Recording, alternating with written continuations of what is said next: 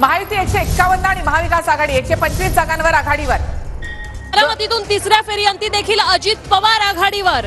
तर निकालांमध्ये हाच कल कायम राहिला तर महायुती स्पष्ट बहुमतासह राज्यामध्ये पुन्हा एकदा सत्ता स्थापन करेल, कारण 151 जागांवर सध्या महायुती आघाडीवर आहे। वांद्रे पश्चिम मध्ये आशिष शेलार आघाडीवर 2212 मतांची आघाडी, तर बारामतीमध्ये अजित पवार यांनी आपली आघाडी कायम ठेवलेली आहे। युगेंद्र पवार यांची पिछाडी।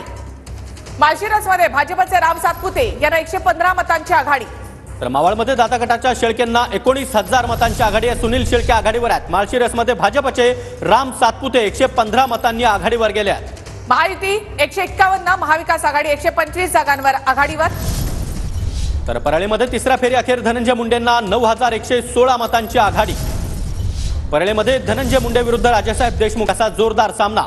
वर्सोव्यामधून हरून खान आघाडीवर आहेत। वर्सोव्यामध्ये आपण पाहतोय तर दहिसरमधून मनीषा चौधरी सध्या आघाडीवर आहेत। महायुती 152 आणि महाविकास आघाडी 124 जागांवर आघाडीवर आहे। वर्सोव्यामधून हरून खान सध्या आघाडीवर आहे। भाजपा मोठा पक्ष 97 जागांवर सध्या भाजप आघाडीवर आहे। दहिसरमधून मनीषा चौधरी आघाडीवर आहे।